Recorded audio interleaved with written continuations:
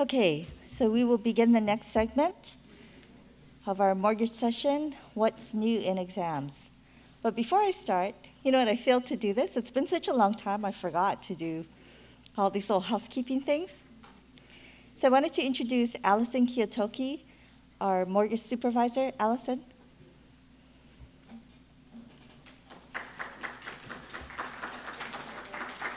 So I'm sure many of you have talked to her with your licensing questions.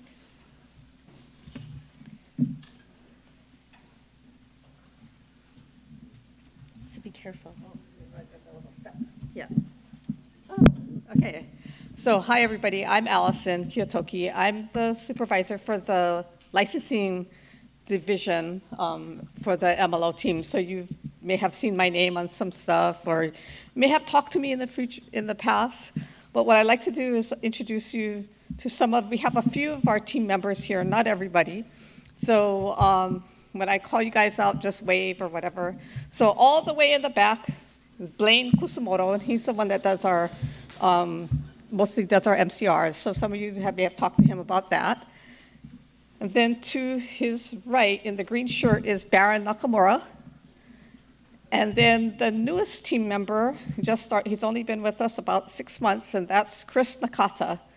So we have a couple others we have Kristen, she's the only other one that's not here. So Kristen Konia, who you may have spoken with, she's not here today, but she's also a team member. So now you can equate a name with a face. So I'm glad you guys are here. We are trying to get through our backlog on MLOs as quickly as possible. And, but feel free to give us a call if you guys have questions on anything. Thanks.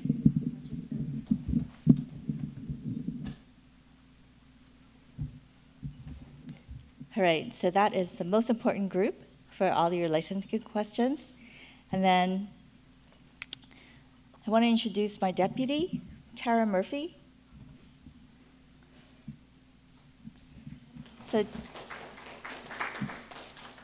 So Tara is the one, if you get a call from her, you're probably in trouble. So, no, Tara really runs the office while I'm not there, which is recently a lot due to traveling. And then I wanted to introduce the folks on her team, our chief investigator. So if you get a call from him, you are in trouble. Lee Leonard. And then our researcher who helps research different MLO pondering questions, Winnie Groves. All right. Okay, so we will switch over to hot topics, some of the examination findings that we've seen over the last 2 years, or 2.5 years. And I will turn this over to our field manager, Mark Hirai. Again, one more time, I want to thank Olelo for filming this presentation. And as I said, the handouts will be made available probably later this week. Mark?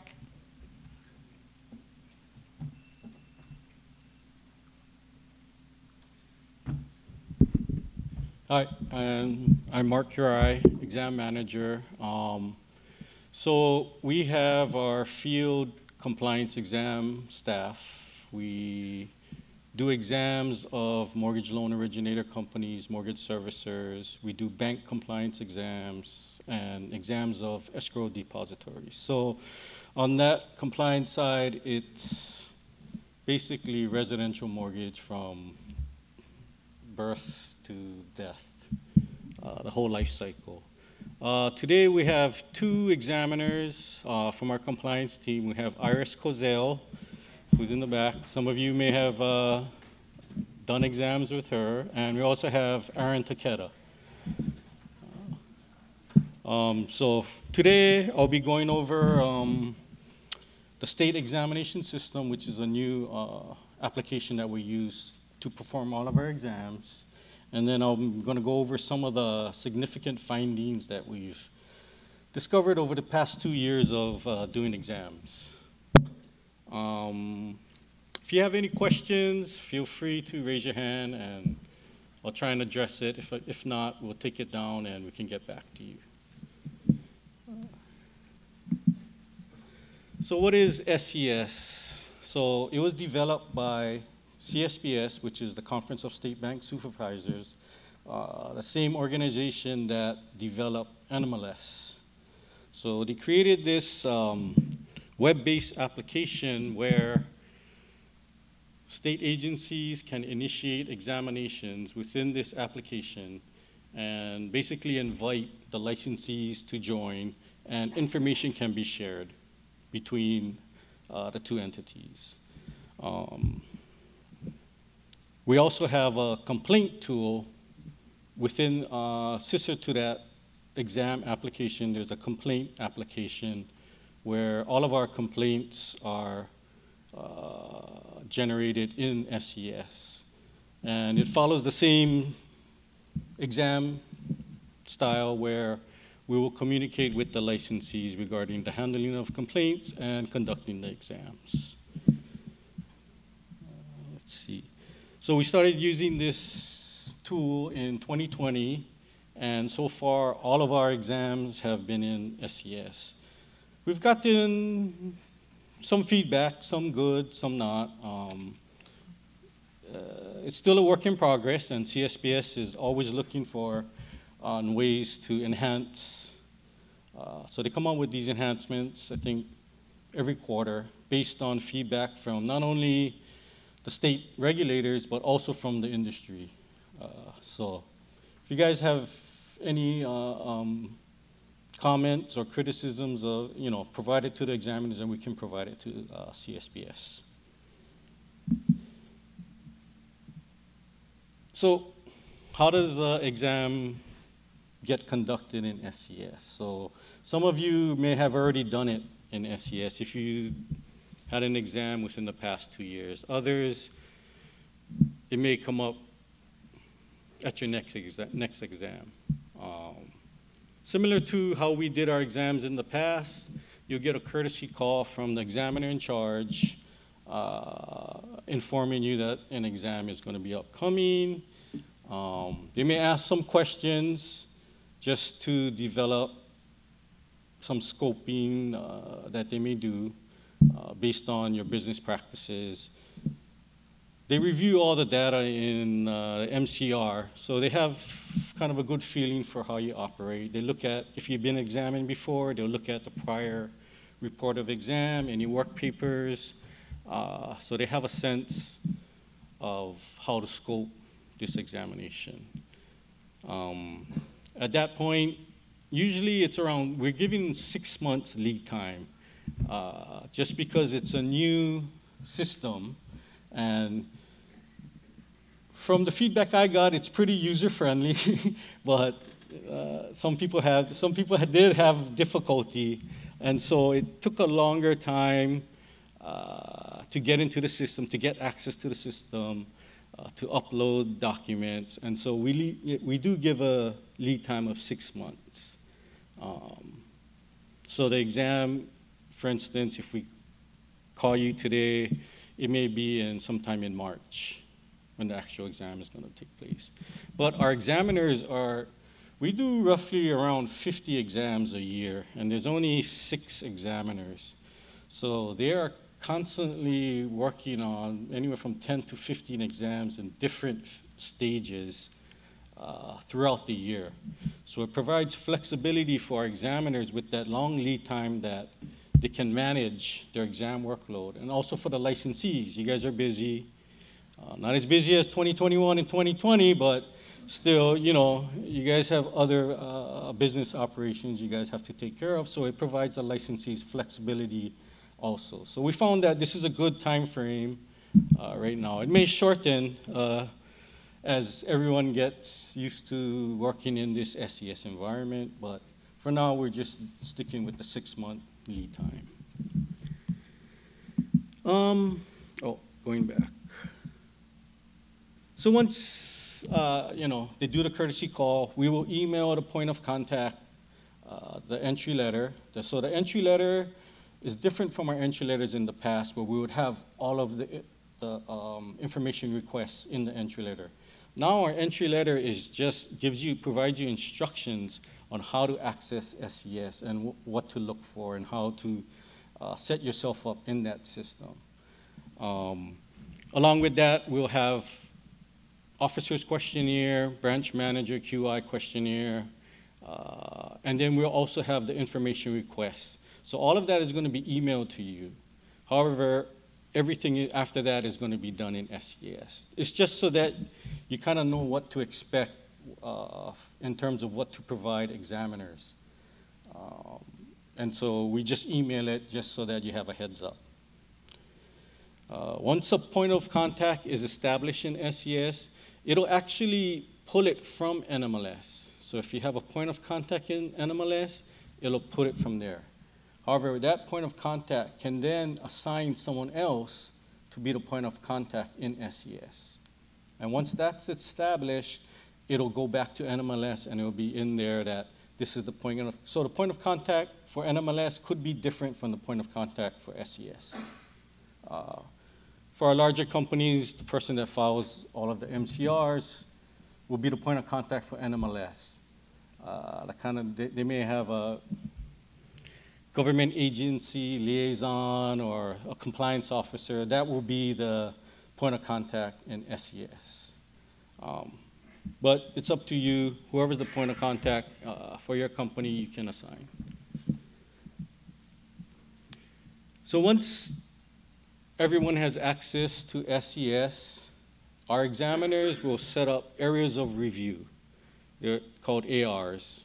And within that area of review, they will have specific information requests. So one of the area of review would be your loans originated, right? So they will ask for all the loans. That would be the area of review, loan data. And then one of the information requests would be all loans originated and closed from this period to this period. All loans canceled, denied, withdrawn, incomplete, a list of all loans for that.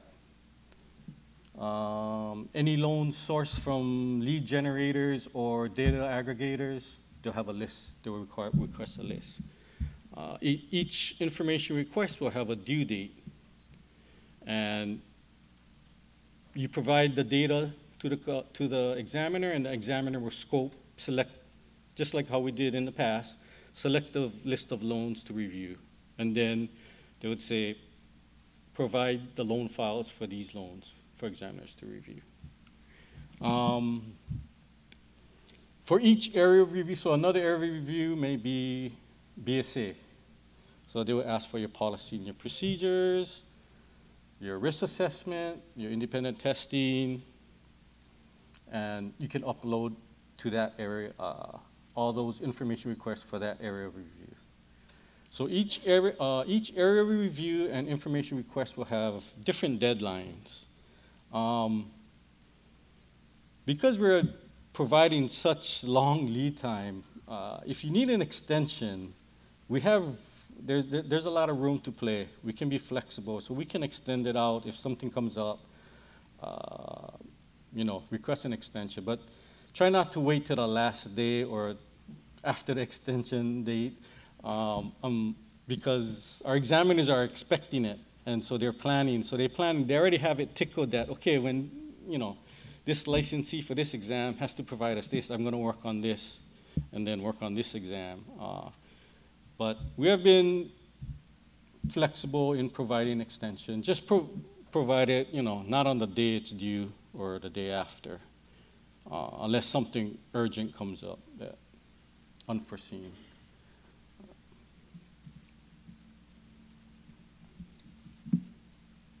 Oh, and so for these information requests, say you forget to send something, the system will automatically send you an email saying, hey, this IR was due on this date, and so it'll go to the point of contact's email address, and then you can go into access the exam system and then upload documents as needed.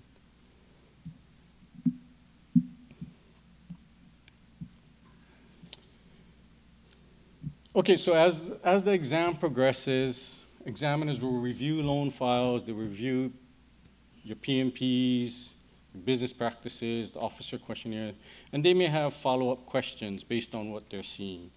So they will create another IR, and it's usually in a tracking log. So if it's the loan files, for this loan file, you're missing this disclosure, please provide it. Or we have a question on why this fee was increased, please provide a response. And so they will upload that back into the system as a different information request. And then the point of contact will get an email saying, oh, examiners have additional questions they need answers to. And so then you provide a response, you research it, of course, the issue, and provide a response or provide supporting documentation.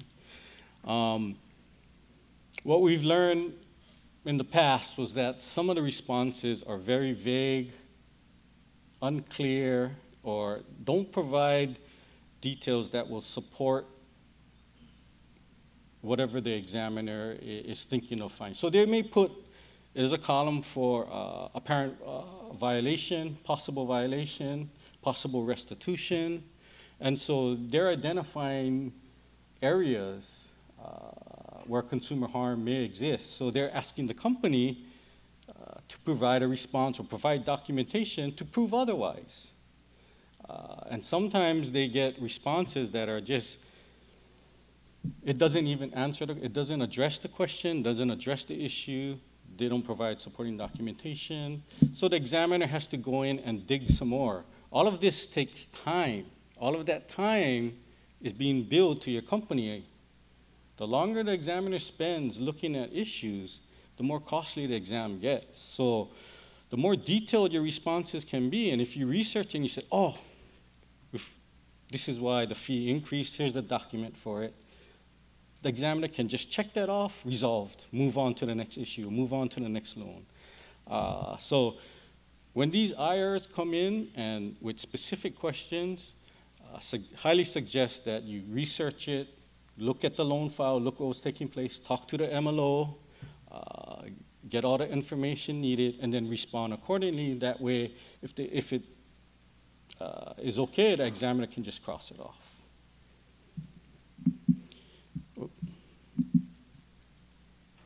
Okay, so after the examination has been done and we have whatever findings, our examiners will schedule an exit meeting, hold an exit meeting, communicate what was found.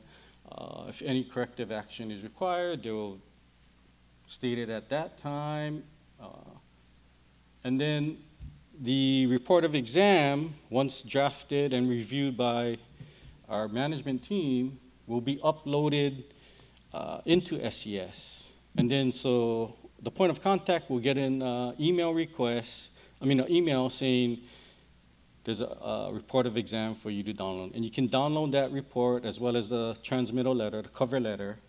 And usually in SES, if there's a response required, so if in the report it says within 30 days, provide us corrective action on how you're going to address this finding.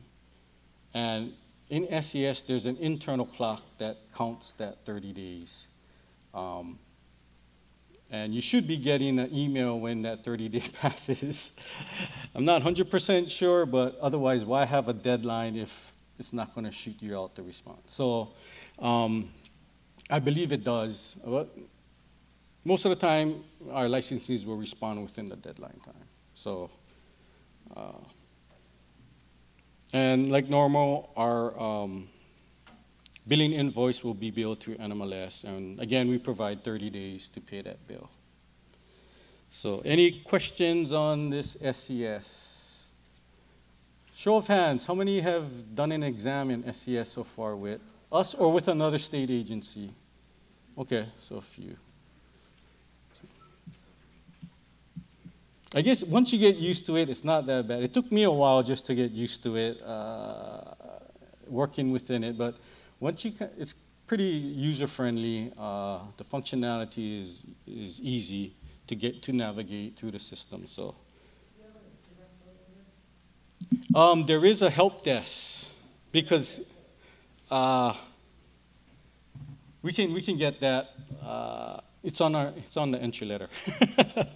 Because a lot of the things that sometimes we're not administrators of SES, so we can't deal with the technical aspects for the users. It has to go to the CSBS help desk that kind of knows the ins and outs of troubleshooting any problems that our users have. So I can get you that help desk information. There's a direct line, and I think there's also like a chat thing where you can just chat on the website. You can chat a message, and then somebody responds. So, okay, moving on to some of the findings that we had during 2020 and 2021. Again, you know, banner year for a lot of originators. We saw tremendous growth while rates pretty much bottomed out. There was enough for everybody, right? But during this time, we saw a lot of tolerance violations in terms of what's disclosed and what changed, and if it was a valid change in circumstance. One of the big things that we found, and not only our state agency, we talked with multiple state agencies, and they're all finding the same systemic, it's a systemic issue. Where on the written service provider list, the LOS system defaults service providers that are not available to the consumer in whatever state the property is in. So for state of Hawaii, we have escrow depository law where under Chapter 449, they have to be licensed to operate as an escrow company. And same thing for the title side, they have to be licensed under Chapter 431 Hawaii Revised Statutes under the insurance division. And what these LOS systems are doing is the default service provider is not licensed either under 449 or 431. Therefore, they are not available to the consumer when initially disclosed. Pursuant to CFPB's TRID rule for small entity compliance guide, specifically page 5556, it states that any error in the service provider list may change the tolerance standards that's being applied.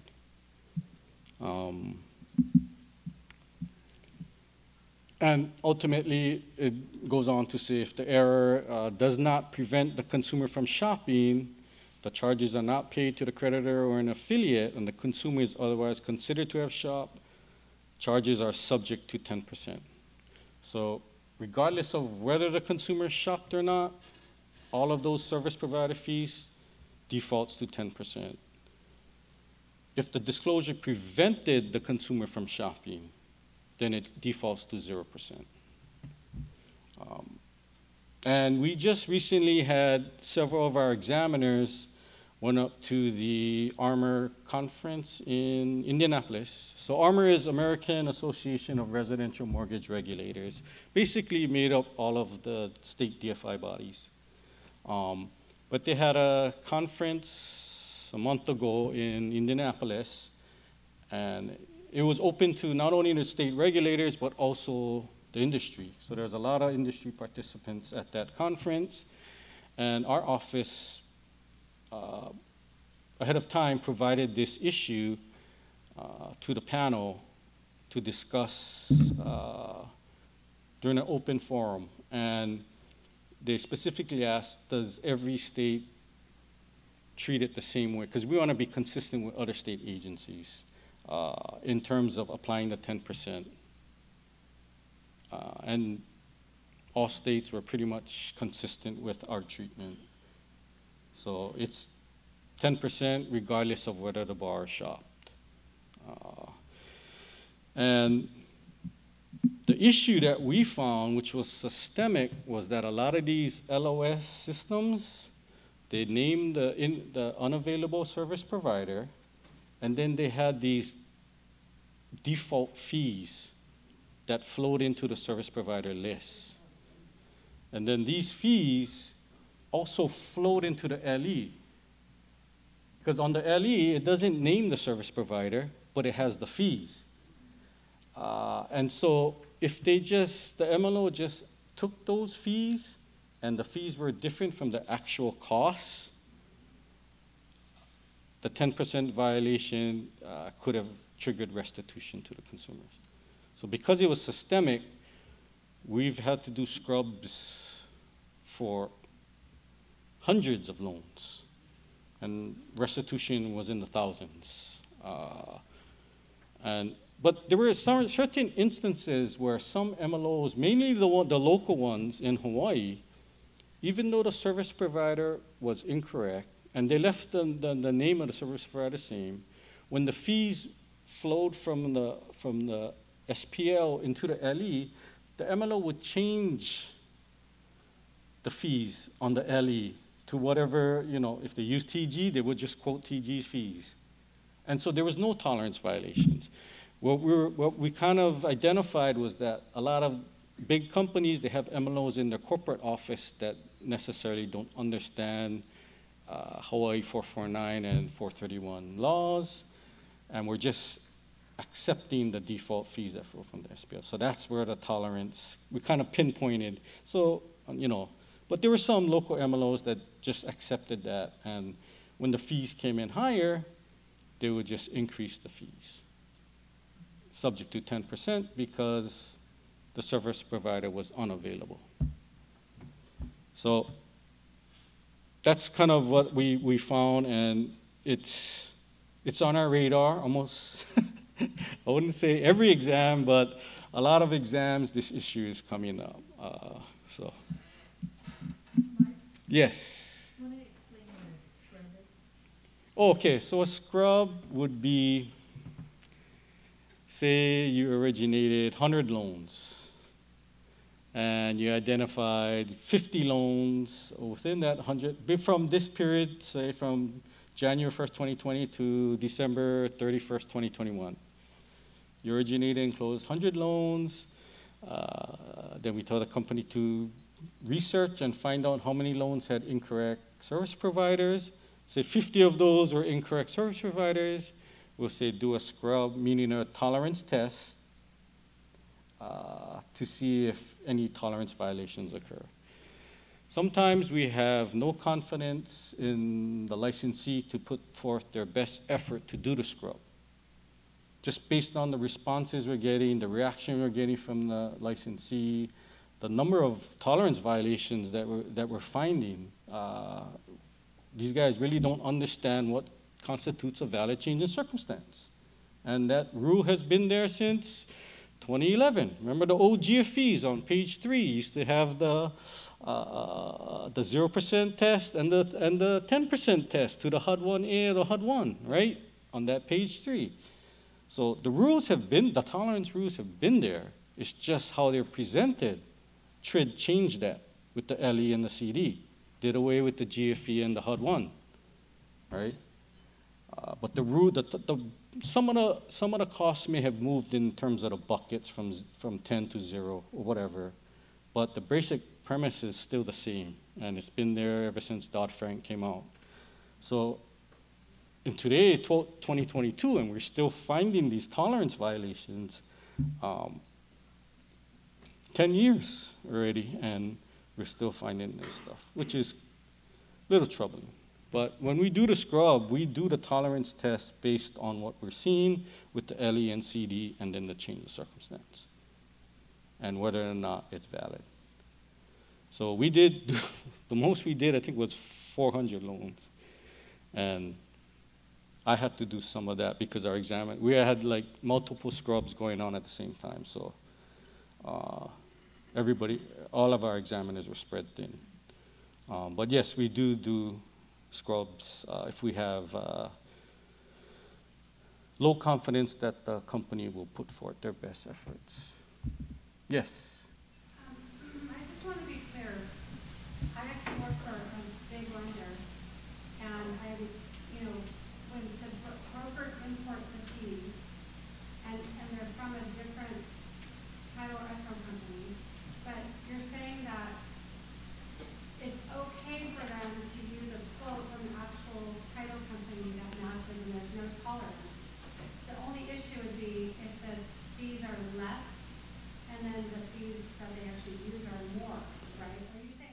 Well, there's a two-prong.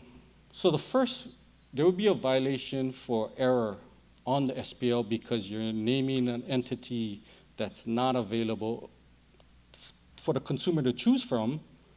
So the rule states that you have to list a service provider that's available. Yes. Yes. So that, I'm saying that, I see that, I didn't know that was an issue because as a big lender, those service providers that come in, I would think that the services that we use, that the companies that we're using, which are either third party entities that import these fees, would not have service providers are not available in the state, but obviously that's not the case. But I didn't know that was an issue, so thank you for sharing that. Okay. Yeah, it's coming from it's generating from the LOS system. And certain systems have certain, I don't know if they're affiliated with that company somehow, so they're naming them so that maybe the consumer might pick, their affiliate. I have no idea. Yeah. Now that I know this, I can help the brokers I work with, because I didn't know to tell them not to do that. Yeah. So most of we've seen a lot of instances where the local MLOs would change the fees because they say, hey, that's not right, and so they'll change amounts, but they'll leave the SPL, the service provider wrong. I just assumed that the fees that were reported, even if some SPL is not being used, are adequate, they're at least what we're seeing on the quote or higher, that you could just leave it alone. Because the point is to not under-disclose the fees, not excessively over-disclose the fees, right? It's use your best, yeah. They already have the quote, they should just be exact, and they should change the service provider to who they're actually using. That's what I'm understanding you're saying right now, and I just want to make sure that I'm clear on that. I would recommend you just cure it with the LOS, because what if the LOS system does an update, and then those fees change, and now they're understated, and it's going to trigger 10% tolerance violations. So Usually they'll only change though if the loan changes, which would be a valid change of circumstance. If I increase the loan amount, then the fees would change. no, I'm just saying the default fees that are set in the LOS, should Encompass come out and say, hey, all of our users, you got to upgrade to version 2.0. Do this to upgrade it.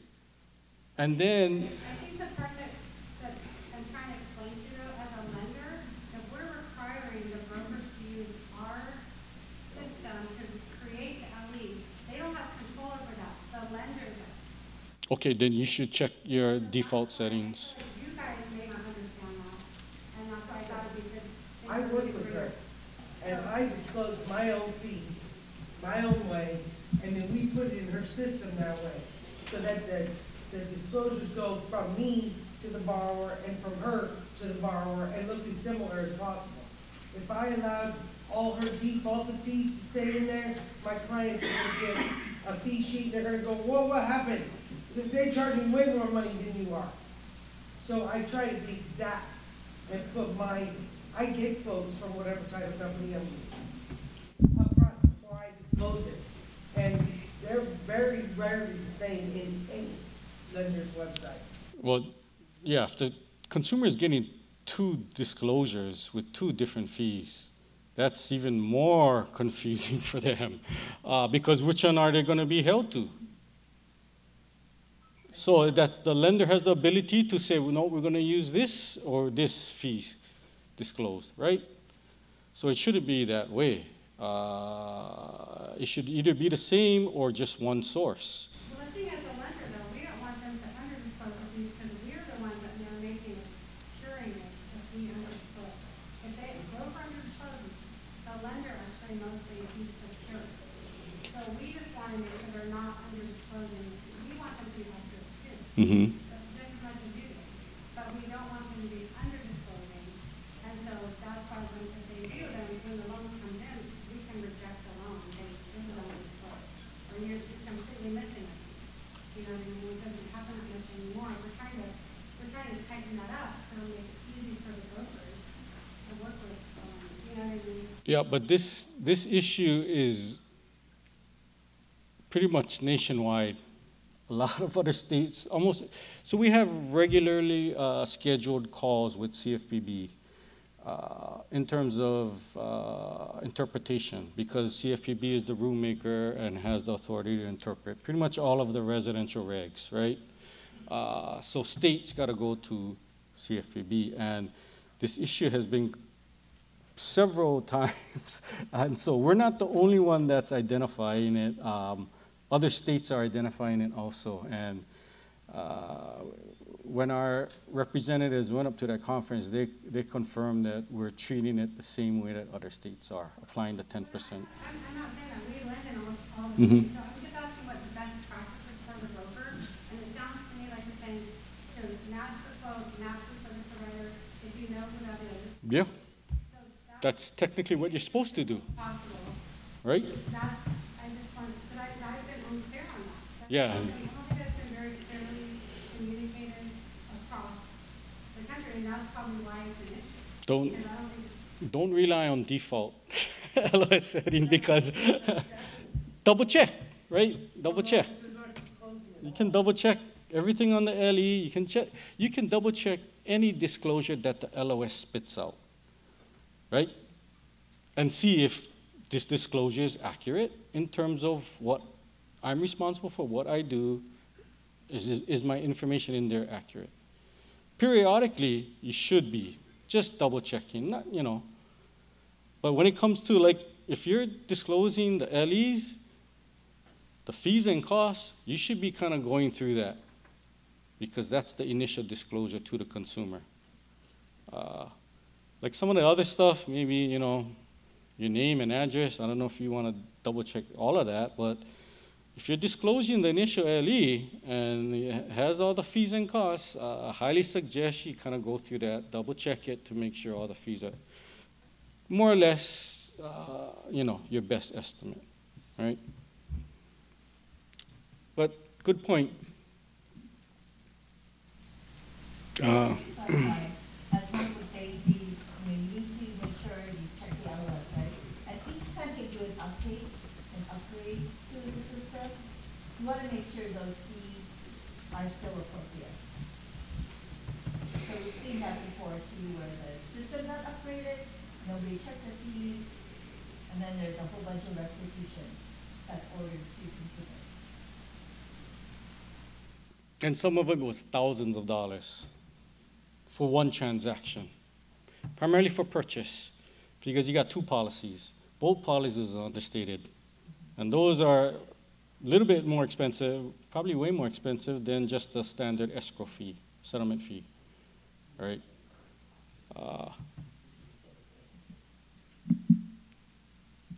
Okay.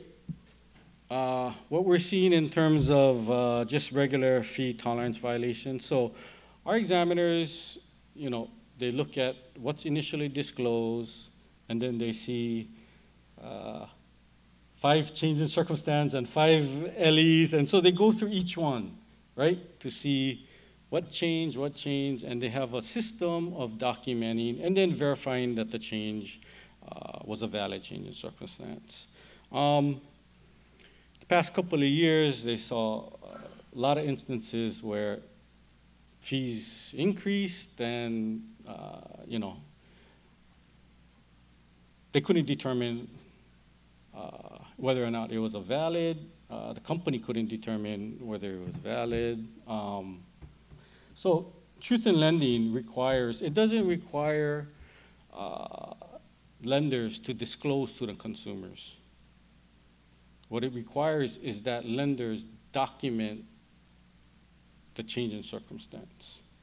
But every LOS system has that change in circumstance form, right? Every time we look at a file, we always see the change in circumstance form and then the new LE, right? So what we're seeing, and so our examiners look at what the reason for the change in circumstance, and then they try to go back to the loan document to see, was this a valid change? And so sometimes in the IR, the reason for the change is maybe generic or doesn't really, and so they will say, oh, can you explain on this change in circumstance date? And they said this, we couldn't see how you documented this in the file. And so then you'll go back, send back to the licensee research and says, oh, here's the document. Okay, fine. Some examples that our examiners have brought to my attention, they said fees increase at request of the borrower while the rate remained constant. And so when we see, borrowers wants this fee, they'll go back to the rate sheet. So our examiner's been trained to go back to rate sheet and then price it all out. And so they price it all out and they don't see that the fee, they got the benefit of getting a lower rate while the origination fee increased. So what borrower would want to say, oh, I'll keep the rate, but give me higher points? It goes against all conventional thought, right? One of them, the appraisal came in, so the change in circumstance form just said appraisal value differed from estimate. When they looked at it, appraisal came in higher, but was still within the loan LTV adjustment, the adder. So they couldn't, and they're using the same rate sheet that was priced out. And they couldn't, and so when they go back to the licensee couldn't determine why the rate, the fee increased.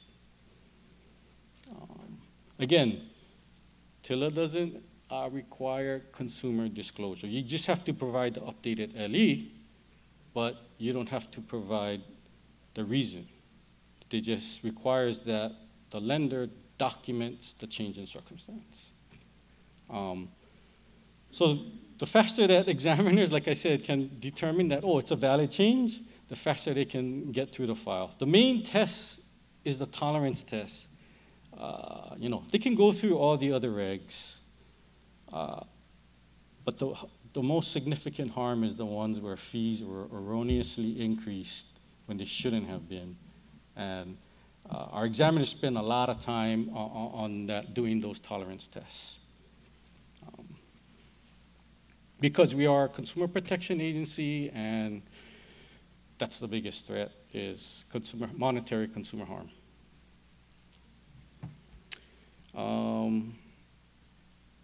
One of them, the loan amount changed, but still within the loan LTV adjustment. Fees increased. One peculiar one was borrower did not qualify for QM at the lower fee structure. And so they increased the fees, and then it became a QM loan, which I couldn't wrap my head around now. But this company used their QC software, the compliance software. We have access to the same one, so we tried to recreate it, and didn't come out. And so when we went back to the licensee, they said, oh, there's a manual error, somebody overrid it, and that was the, but when you told me the borrower didn't qualify for a QM loan at the lower fee structure, so we charged more points, and then they qualified for a QM loan, that, I don't know, it just doesn't make sense. So we ran it through our compliance software system that we have access to, and we came up with a QM approved. And so, again, these are just what we're seeing, what we're seeing when we're doing these exams. Not every company has these things, but again, the reasons for the change in circumstance, we're going to verify that they're valid, right?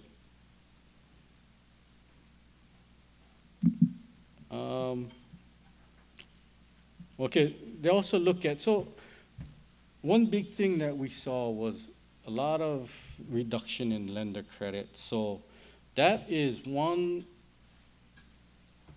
piece that we really scope in. So one information request for the loan data is all the loans where the loan lender credits decreased from the LE to the CD.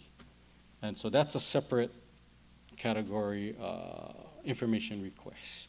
And so we were seeing that lender credits were just disappearing with really no valid change. One instance was the lender credit was removed or decreased and points added even though the loan closed within the rate lock period and rate remained the same. So they're using the same rate sheet, the lender credits removed and the fees and points are added. So when I'm looking at it, it was kind of the same. It appears that they should have charged points rather than rebate pricing. Because they can figure out the factor from the rate sheet. It's just math, right? That's what you had a big increase there. It's like flip-flop, right? In January and February or March, all your lender credits did go away. You didn't lock it in time. That's why I said within the rate lock period. So the rate was locked. So, but when we did the fact, it looked like they should have charged points, but they gave rebate pricing instead. So they took away the rebate pricing, charged. So that's like a double whammy, if you think about it, in terms of restitution to the consumer, right? And when we brought this to the company's attention, they could not show that it was a valid change in circumstance. It was a manual override. We get a lot of manual overrides. Say, hey, where's the internal controls, right? But they agreed to make restitution. Lender credit reduced even after the borrower paid a rate lock extension fee and loan closed within extended rate lock period. So what was the benefit to extending, right? Licensee couldn't show that, oh, we can remove these lender credits. Why buy the rate lock and pay for that? And you close within the rate lock extension period if you're going to adjust the pricing. So again, these are just what, we're not making this stuff up. This is what we actually see when we do exams. And so our examiners, they do diligent work. They'll deep dive because that's how they've been trained. But they also take a reasonable approach, all right? They look for every reason to make it a valid change, you know.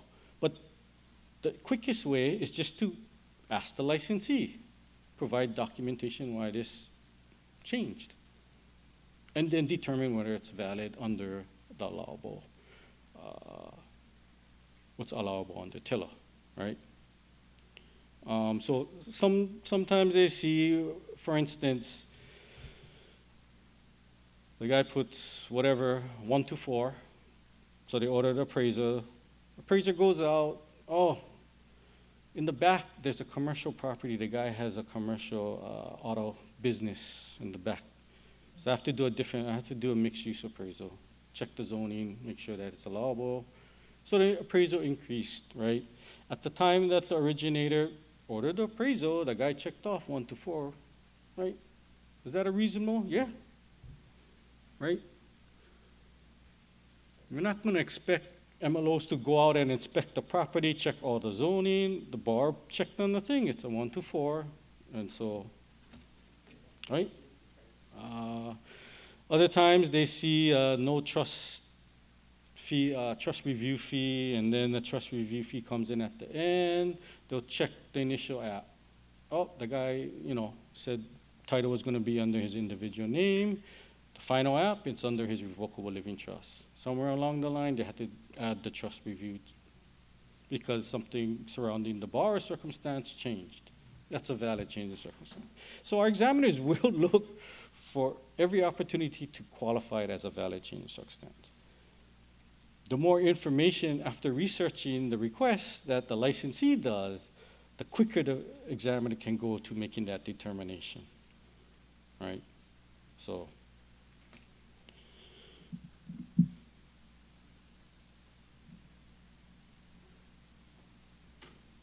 Okay, examples of valid changes they've seen in reduction in lender credits, increase in points for higher rate chosen, right?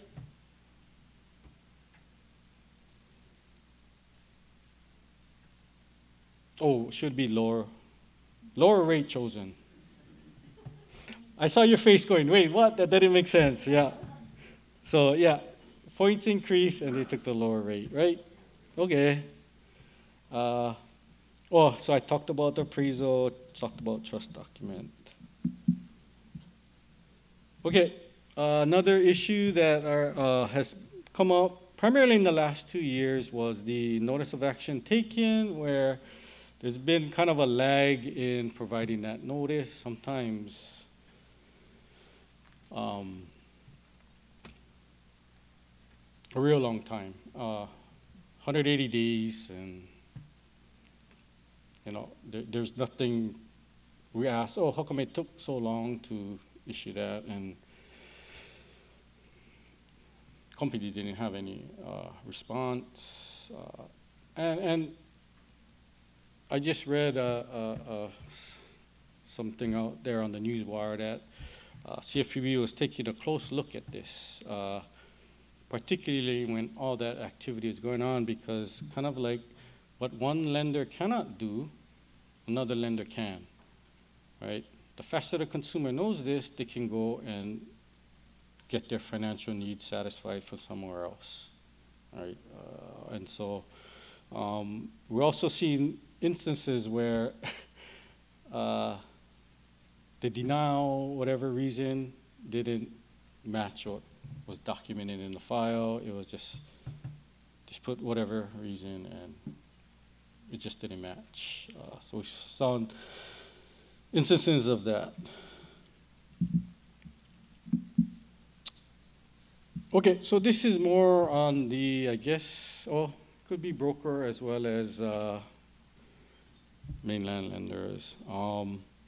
So the branch address. So as Iris said, it's okay to use your home address, your home, as your branch. But in 454F, you got to post your information on your website.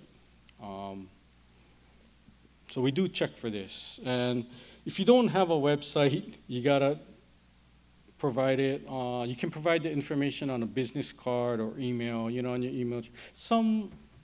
At least some way to notify the consumer that, hey, this is where I can be reached at these times. This is how you can contact me in case they have questions, about their loans. And I don't know the intent for why this was plugged in, but I know in the past, during the last financial crisis, what is the term now? Loan officers are like ghosting consumers, and they don't know what's the status of their application, as companies were failing left and right. And so that could be the intent, so that way the consumer can actually reach the loan originator and inquire about the status of their loan, or if there's anything else they need to get, or if they didn't understand a disclosure, they can meet with the MLO to discuss and go over it. Because you look at the documents, it's not for your everyday average reader, right? And so it is detailed, there's a lot of information, and especially the older applicants and borrowers, right? They may not fully understand everything in there, and so it is a way for the consumer to get a hold of their MLO and to sit down and kind of go over. I didn't realize about the broker stuff, that many of you are pure brokers. We do have some findings from our brokers that operate as pure brokers. Primarily, it's not in the slide deck. I can add it in later. One of it is a privacy notice. Some of our brokers, they're just relying on the lender to provide the privacy notice. However, as a loan originator, you are obtaining and coming into possession of the applicant's personal information. You do need to share with that applicant what you do with that information. So yes, you do share it. You're going to send it to the credit reporting agency. You're going to send it to the lender. Can that be limited?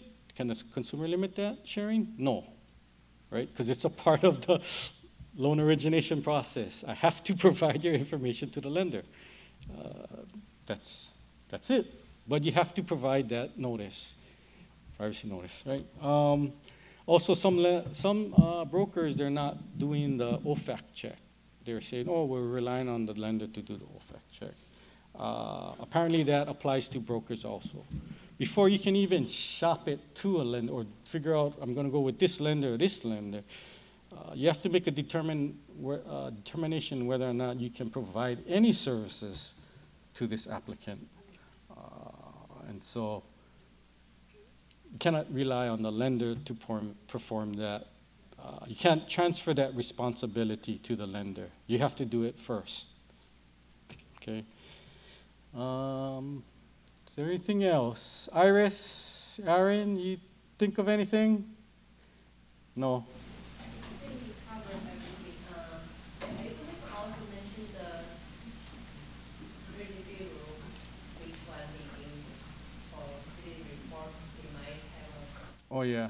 check what the criteria to check for. Oh, yeah.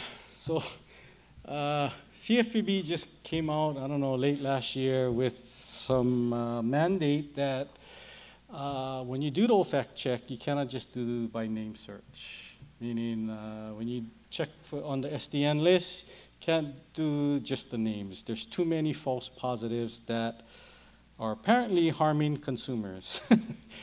So they have to do the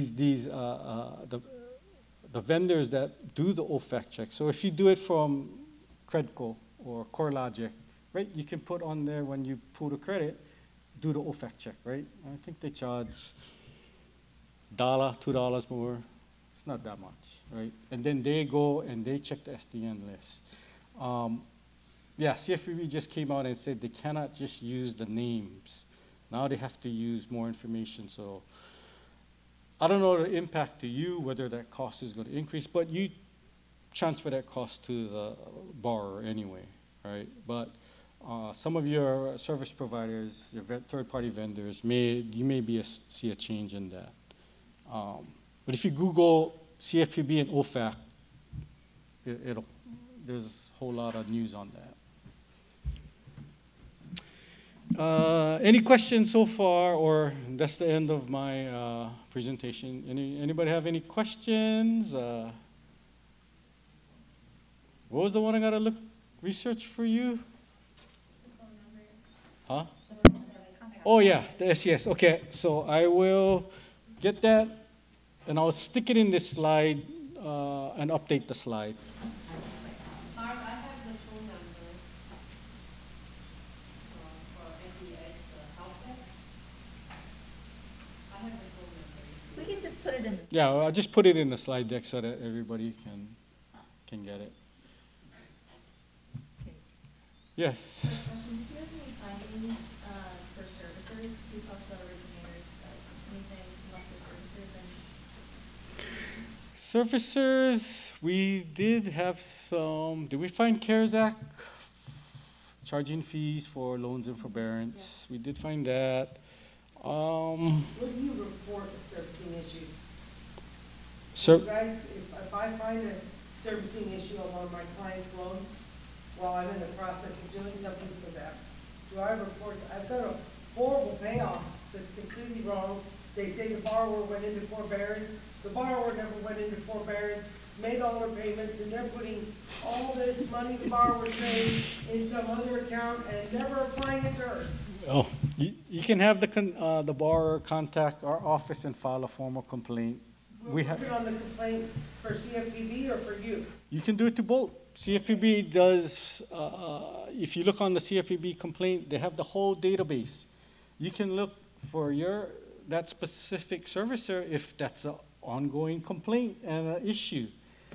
So CFPB aggregates all of this complaint data, and they say, well, this much of consumers, have filed a complaint, and so, yeah, you can follow with that. But other servicing, we do all the tests, pretty much, PMI, escrow,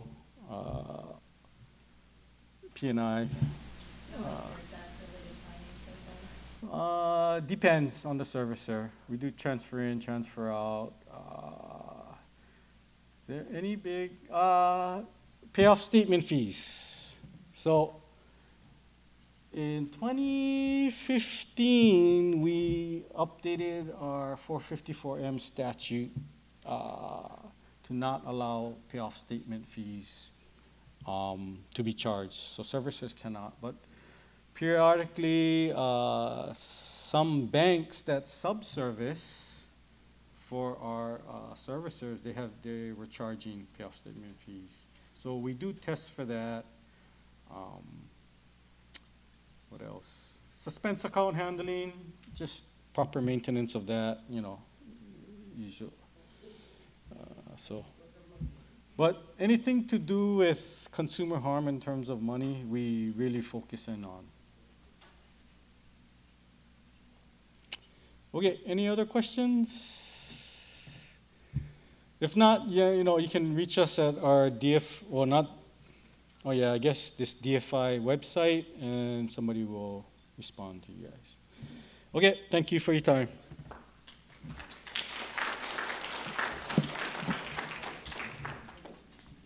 All right, before we take a break, just an update. So as Mark said about the OFAC, so CFPB, when they did that, the one thing that they're looking at is, as Mark said, not just a name. If you try to do the exact name, a lot of times there's not going to be a match. What banks do is do like an 80% match, 75% match on partial name, so that you can make sure that you are not originating a loan to someone on the SDN list.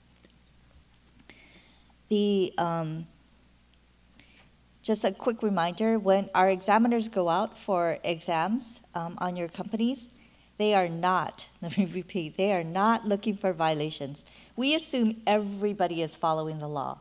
We assume everybody wants to comply with all of our state and federal laws. But we do find these errors, these violations cropping up, as you saw. So these are not, witch hunts. We go in with the assumption that everybody is following the law. And then to reiterate, time spent is cost. For the MLOCs, we charge $60 an hour per examiner.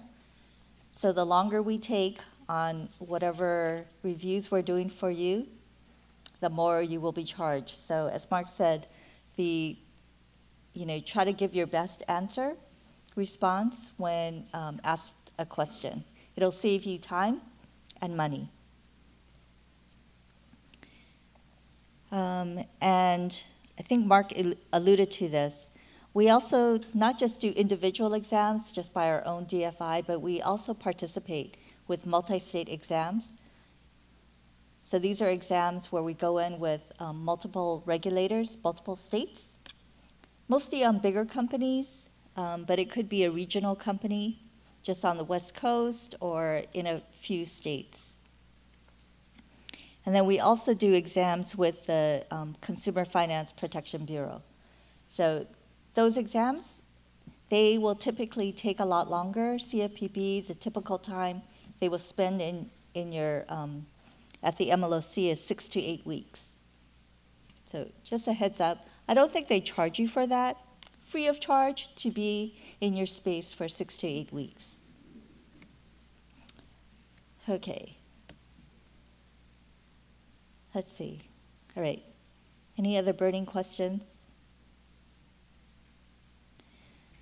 Okay, we will take another quick break, another 5-minute break, and then come back and talk about the future of the mortgage industry.